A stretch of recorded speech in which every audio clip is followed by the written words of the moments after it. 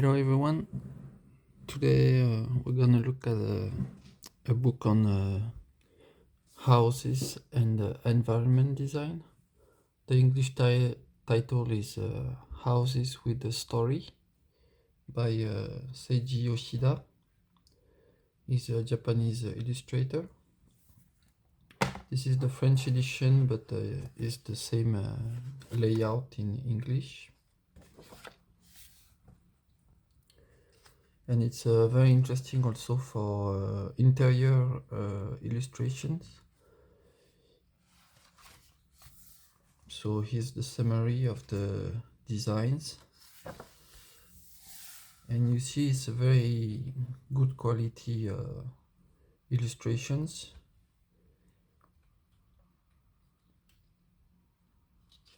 And he put some sketches and some layouts that is the kind of art you can design for your environment if you do a manga, comics, or if you work in video games or movies. So you have both the outside illustration and you have a inner layout of how the building works.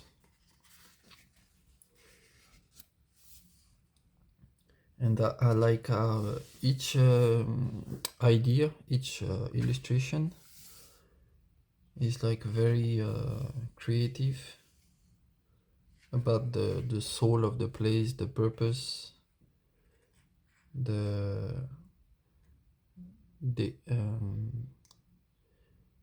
it's like inside design, like room design, space management, and so on. It's really cool. So here you have the library. So you see on the ground floor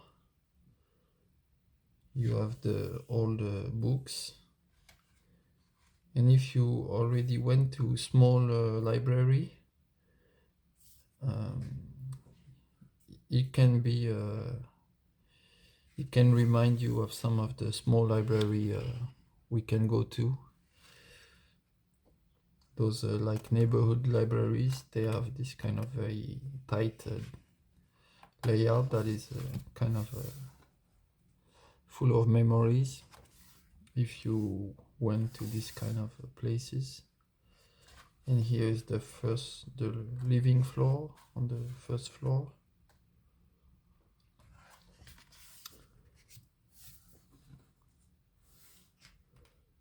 So this is the astronomer.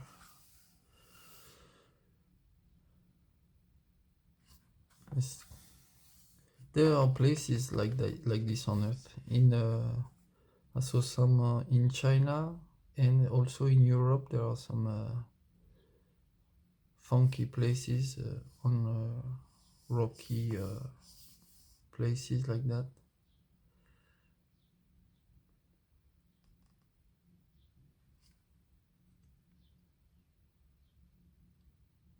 And there is a bit of storytelling also going on with the character, why he live the way he live, why the design is the way it is.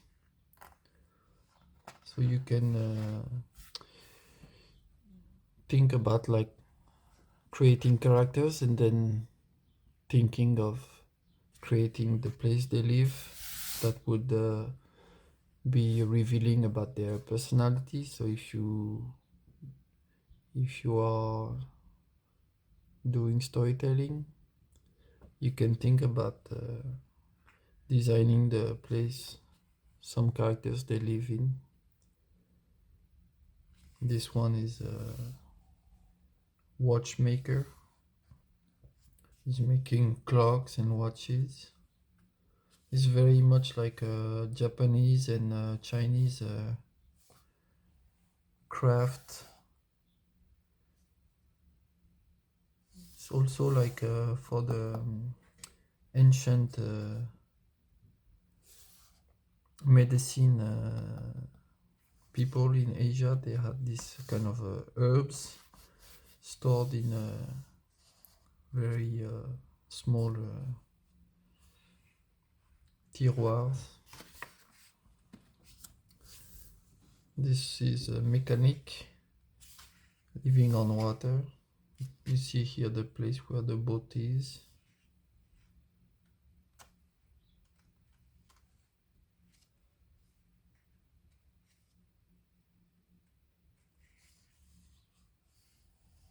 This is a bit like a Norway style, or Denmark, Norway.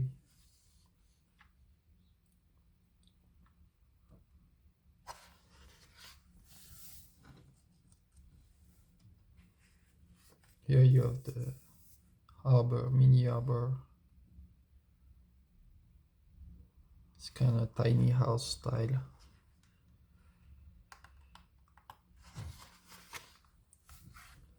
This is about the witch house. Tidy witch house. See, it's a very there is some Studio Ghibli vibes with the color design, the color choices.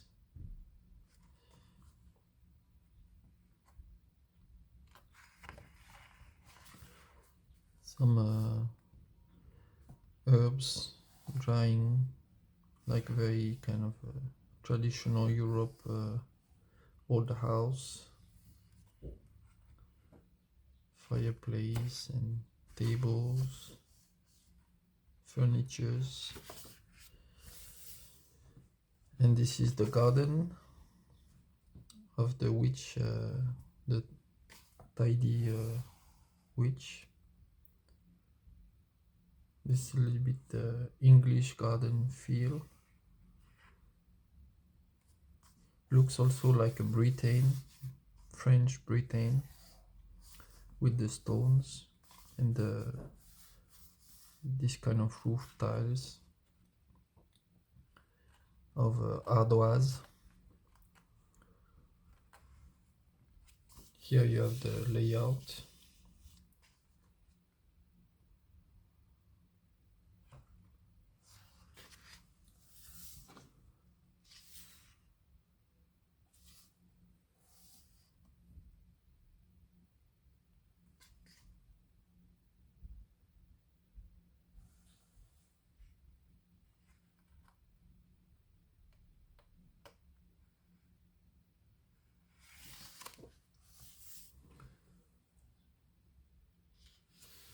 The Forgotten Orphan Castle. This looks a little bit like Harry Potter or Scotland. Or I went to a castle like this when I was very little on the one island in France, but it was destroyed. But there was still the bridge like this in the castle on the rocky place.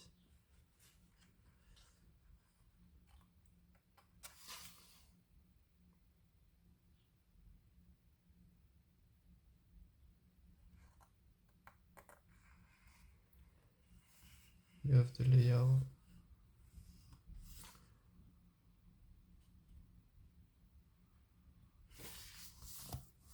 You see very different design from one to another. It's really cool.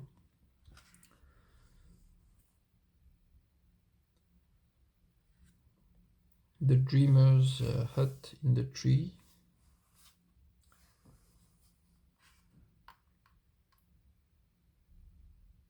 See this one for to bring some the groceries or some tools.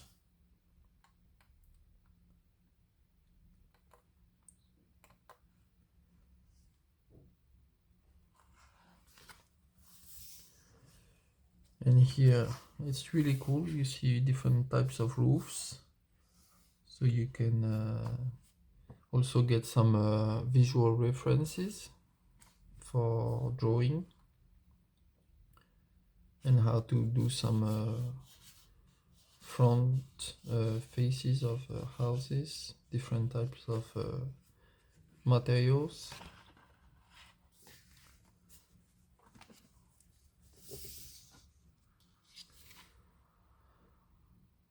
This is the watermill cider.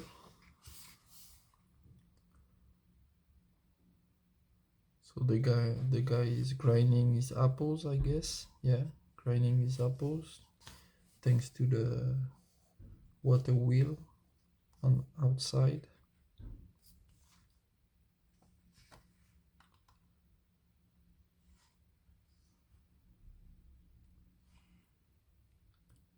So he even designed the mechanism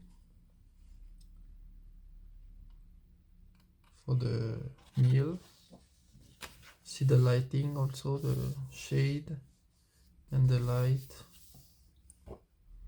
It's really good for painting nature also, this artist. You can see on Instagram he has some posts, and on I don't know, in YouTube.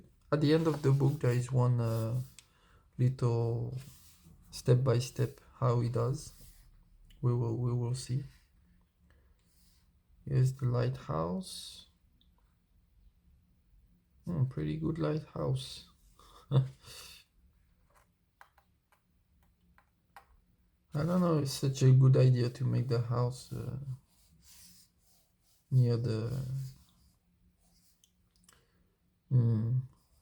thing. Is better to integrate it into the lighthouse than to have it here. With a big storm, could be in trouble. Anyway, so we see another design. Maybe you have to put the house here. Should be the waves crashing here, and the house has to be behind, not on the side, because on the layout here, if the waves come from this side, they could damage the house. So they have to be sure that the wave will come. But if you see the wave, they come from this side, so it's not good design because the house will be damaged. If the wave comes from here, it's more like this way. The house should be here, and the lighthouse and the rocks in front should be taking the waves, not the house. I have a lighthouse nearby my where I live, so yeah, wave can be pretty nasty, so not so sure of this design.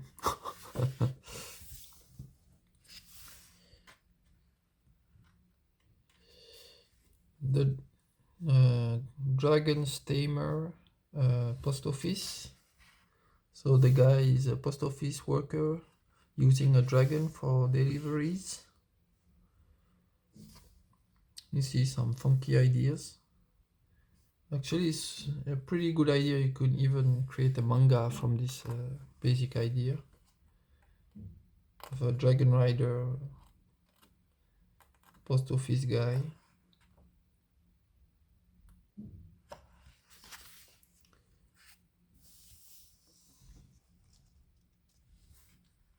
So this one looked like a survivalist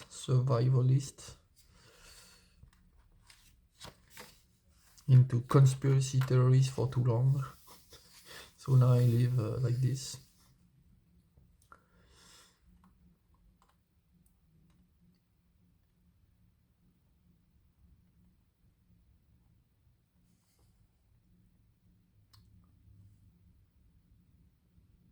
Here you have kind of a Metal Slug style design.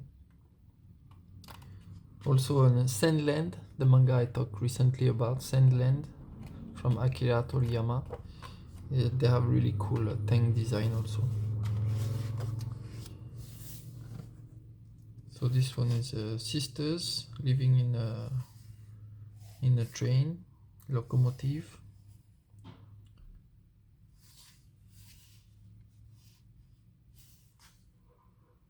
Here you have the layout.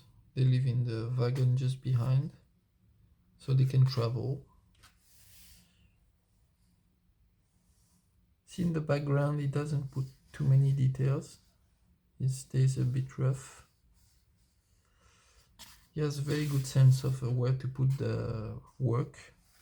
See, put all the work on the design, a little bit the foreground, but in the background it's rough shapes. So about composition, you have to choose where you want to focus. Very nice also here.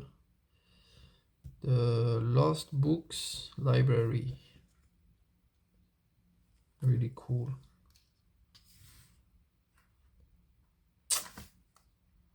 Yeah, I think this artist, he could do really cool design for video games environments. I hope he does someday. Could be working on RPGs world design, you know, to create interesting locations and buildings and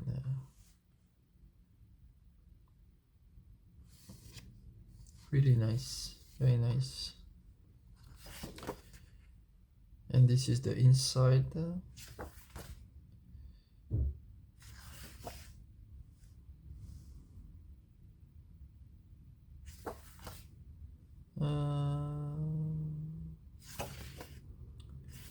Maybe this building should be this building from the windows, the design on the side. Let me check. Here we have the square. Yeah, I think so. Yeah, the square here and the library here. Bibliothèque is here. Yeah, so it's here. So this is like this. There is two floors.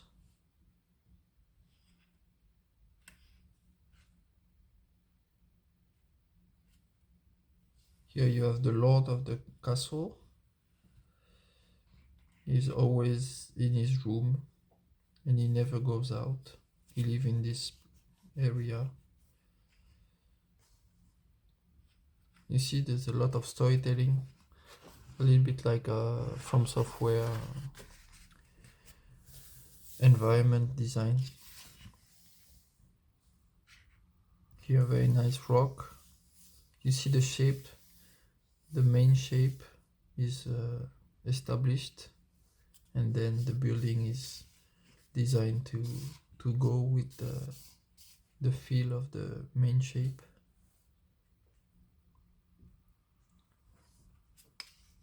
Where I used to live before, there was some people, they restored old mill, so it's pretty high, and they just designed the stairs so that they have several floors to live in. I never went inside, but it's very kind of exciting to think about visiting some places like that are restored, transformed. This is the flooded city girl.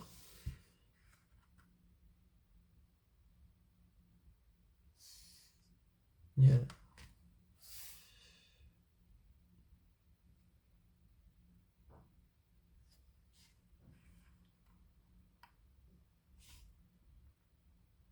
They're very different ideas.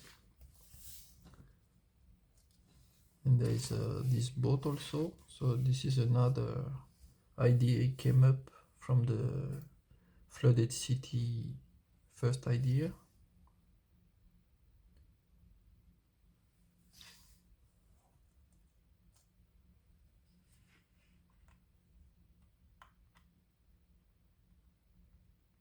It's a cool exercise to design living spaces like that. You have to draw basic shapes, combine them, like boxes and some curved lines. And you have to study like boat design. So it's a really cool exercise. I recommend. Maybe I'll try one live stream or record video to do on that topic. This is the forest clinic. Maybe for animals, yeah, to you take care of the forest animals. So animals come, you see they pay with fruits. Actually, there are many videos of things like that happening. Like someone give food to a mother, a pregnant animal, mom, and then when the animals are born, the mom come back with the babies, and they become friends with the owner of the houses. So, especially raccoons. But I see this kind of videos with deers, with raccoons, with squirrels, with yeah, animals. They can create bond with human neighbors. It's cool.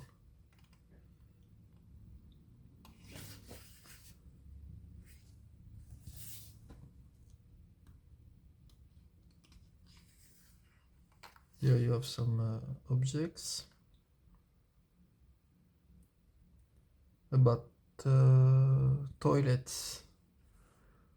So many cultural and through time designs of toilets.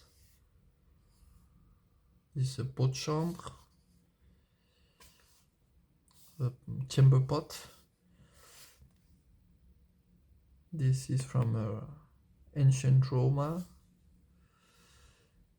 and this look like medieval monastery here, medieval monastery. Normally you should have some water flowing underneath the place where it falls, but it's gonna stain the wall with the wall inclination.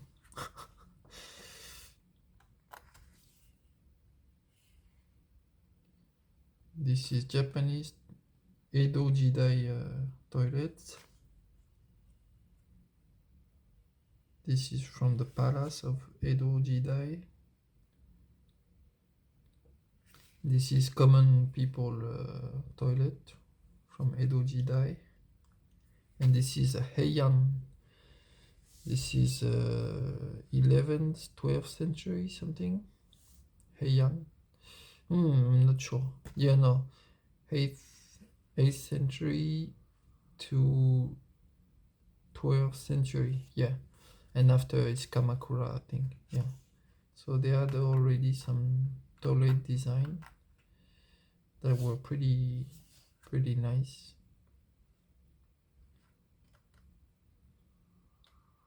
And they use a sand to make the poop not stain the object, like for animals in public parks. So here we have cacao tree houses. See, very funky designs. This reminds me also about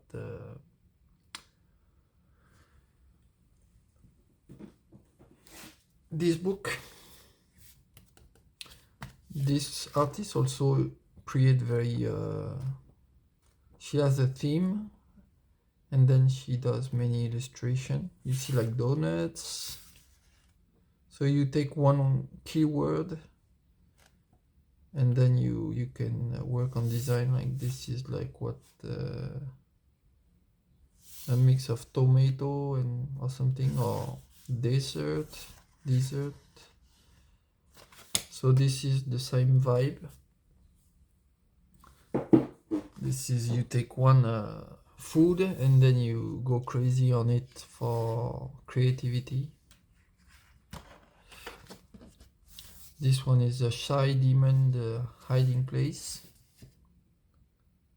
So it's a bit like Japanese yokai or something, living on the outskirts of civilization. to not be bullied by humans.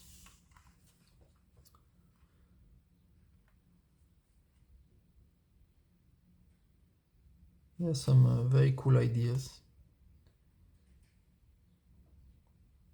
Can be the start of a story about this character. And here we have the frontier, the tower nearby the frontier. So you can see it's a shepherd.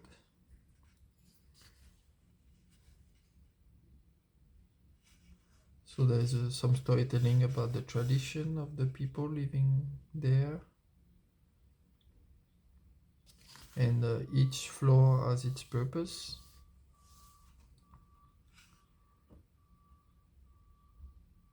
So some ladders for going to each floor. Here is the ladder, we don't see it, but it's there, here. Here another ladder to go here. Yeah, it's really fun. And you just have to do some straight lines, some basic shapes. So if you train to draw basic shapes, like boxes, long boxes, short boxes, and so on, you can build very interesting buildings with not going into details or thinking too much. You just stack basic shapes on top of each other, go a little bit crazy on that, and then after that you work on the details to give it the building texture.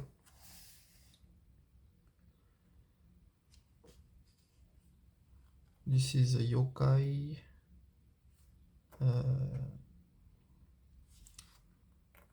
Yeah, it's a kind of a house.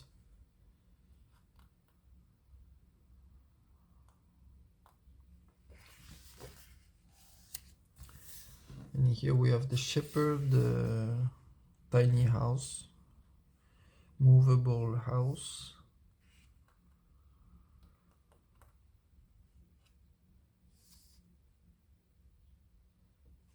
Yeah, very simple. You can look in YouTube some tiny house designs. It's from the old days, yeah, shepherds and people working like cutting wood or having to work in remote places. They had to build simple lodging. That also the space when it's tiny, it's easier to keep warm. So yeah, for many centuries, the people had to design tiny spaces like that. This one is eccentric botanist laboratory. So this is more of an English feel. So many plants everywhere, and you have to have many windows for light also. So all the windows are here. And here is also some outdoor plants.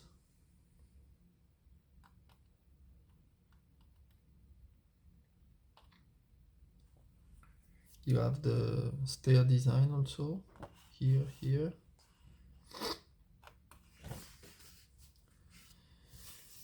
And this is the earth, the dirt house of the bandit.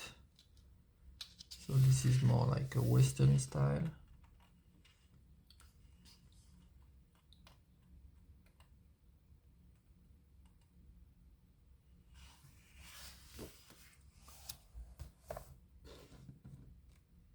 This is the Seven Dwarfs house, but they are very cute.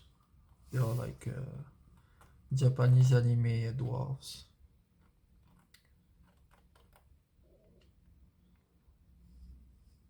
They are very small, huh? You see? They are more like a Lilliputians, like very tiny people, rather than dwarves.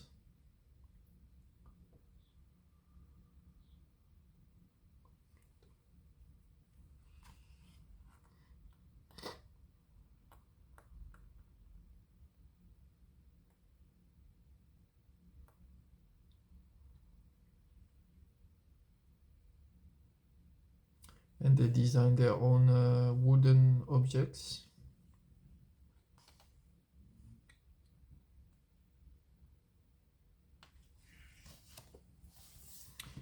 Here we have some more designs, more traditional, like normal. And he does some architecture. Oh, he did a physical object for the design. So he's really into this, huh? He's really into dioramas or something. Ah, cool. Maybe his house, maybe the house he want to build. And this is Dragon House.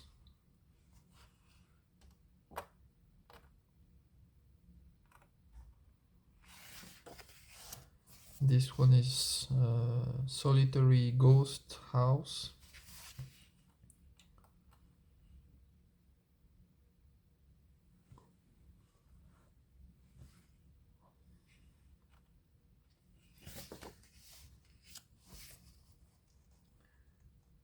This one is a young inventor windmill. It's pretty spacious. Foundation. Here is the mechanism for the windmill. But it doesn't appear like the mill is used for, I don't know, maybe on the top, not sure. Ah, it produces electricity, okay. And this is the energy stock. It creates electricity, and then the electricity is stored here.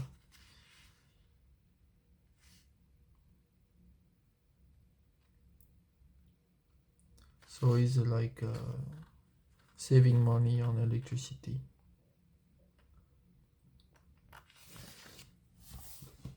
This is Nagaya Ronin. So it's like a poor samurai little house,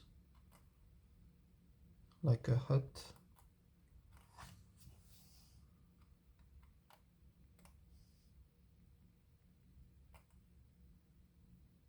Small apartment.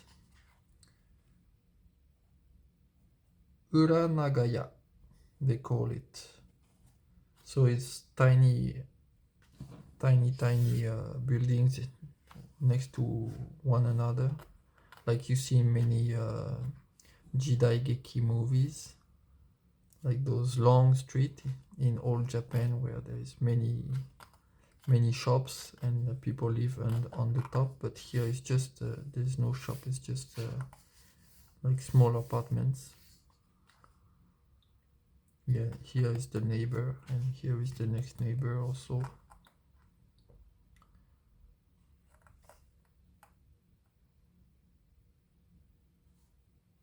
And here is supposed to be inner street, like not main street. And this is the lady who has many dolls.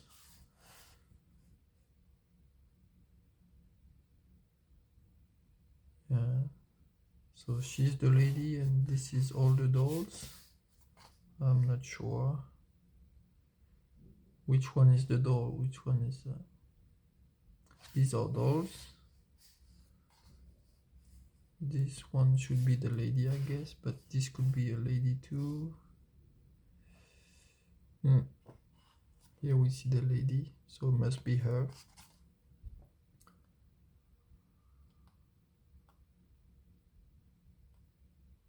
So they have some storytelling, like the lady had the childhood trauma that makes her collect dolls. Abandoned station, young man. So this could be like a Last of Us or Walking Dead, something, or just some homeless living in an abandoned station.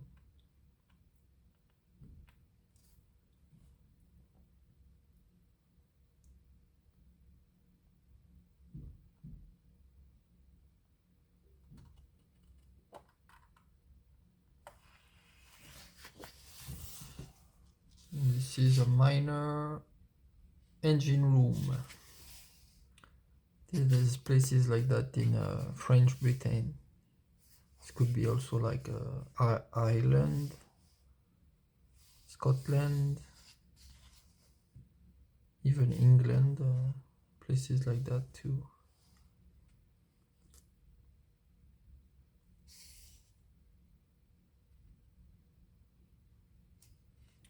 Here you have the inner design.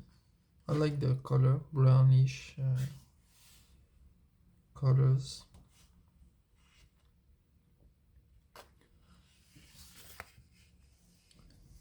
So this is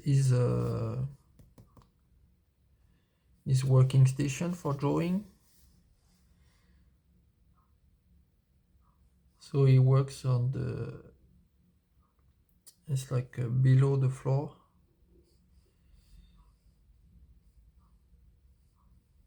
So this way he has his working space separated from the living space. So this is his tools. He has a Intuos 5. It's an old one. I had it in the early 2010. I had the Intuos 5, my first tablet. It's pretty good, but it's better to have with the screen. I prefer with the screen. But if you draw traditionally and then you just want to do the colors with the digital, with the software, then you don't need the screen. But for drawing straight on the tablet, it's better to have the screen, I found. The light pad also is a pretty cool tool. But this one is a handmade, it looks like handmade. But you can buy online cheap light pad like A4, A3 light pad. So if you want to use layers but you don't want to work with computer, you prefer traditional, you can use a light pad and you put the sheet on tops of sheets and you can have a sketch on one page and then do the finished inking on the paper on top with the light. And the same for colors. I did a few of those. I had some good drawing. I did several redrawing on different watercolor paper, and then I did watercolors with different colors of the same drawing. Lightpad is a cool tool. So it's not expensive. It's worth buying to try, and it's always can be reused. But the quality sometimes is not great, so you have to be not too surprised if they broke down one day, but they are not very expensive. So A4 light pad is usually not expensive. So this is some storytelling, some manga style, living, some details, some daily objects.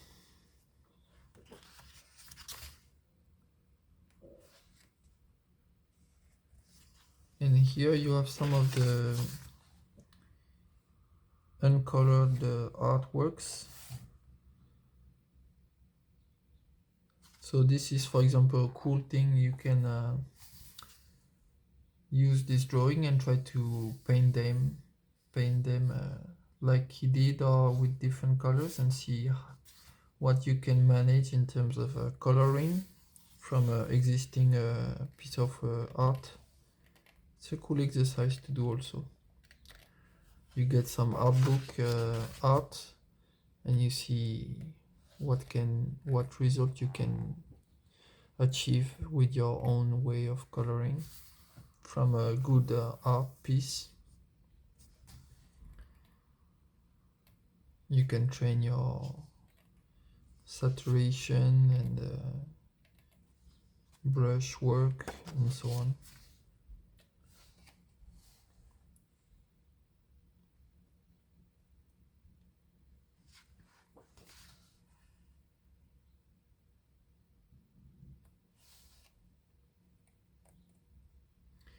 It looks like he, from the workshop he has, his workstation, it looks like he draw traditionally, maybe do a first sketch, then with the light pad do a finished drawing, a finished sketch, and then he scan it, and then he colors it with the software and the Intros 5 Wacom Intros 5 tablet. It's a cool way of working when you're used to work traditionally. You do your artwork with pen and paper, and then you do the painting and colors digitally. I did my first comic like that. I did pencil inking traditionally, not even with a light pad, just erasing the pencil after inking, and then I did the colors and the text in the bubbles, speech bubbles. I did with the software. Here we have the second city. So you see, without the paint brush of the water, there's a lot of empty space he leave, and he knows that when he's gonna paint, he's gonna use the color to bring more details and water representation with this painting.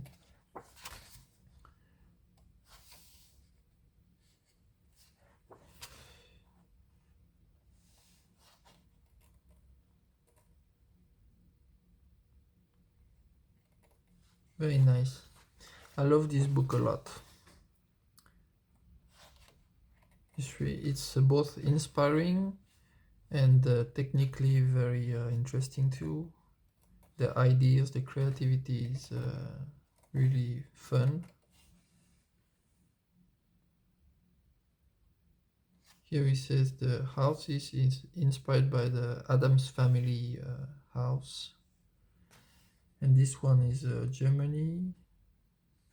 So he tells you from which countries got inspired. This is France here. This is United States. This is Japan. This is Switzerland. This is Netherlands. Japan. Yeah, Showa era. Here, when Japan modernized and westernized, they start to build European looking houses.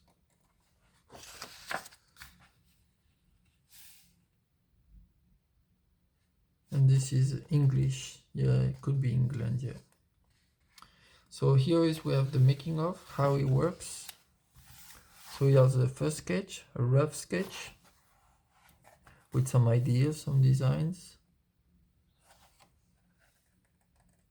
And then he does the final drawing from the first ideas.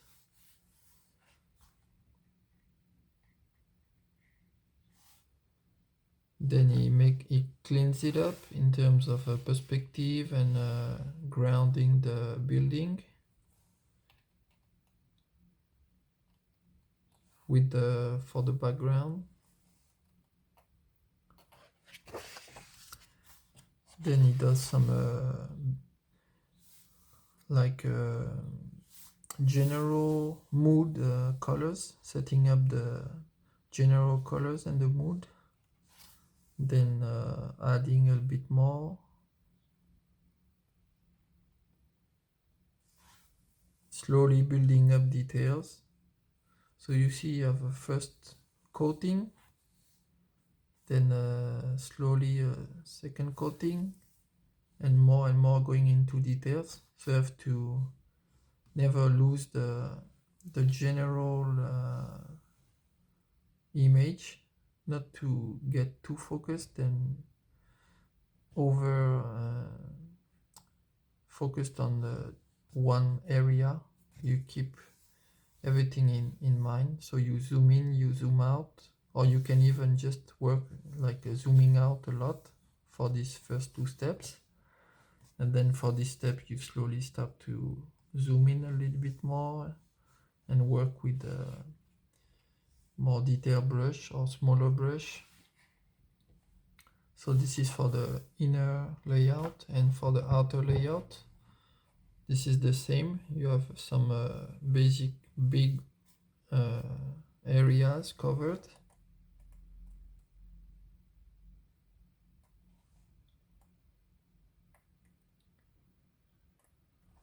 So he talk about the atmospheric perspective here, how the colors are kind of bluish because of the watery air.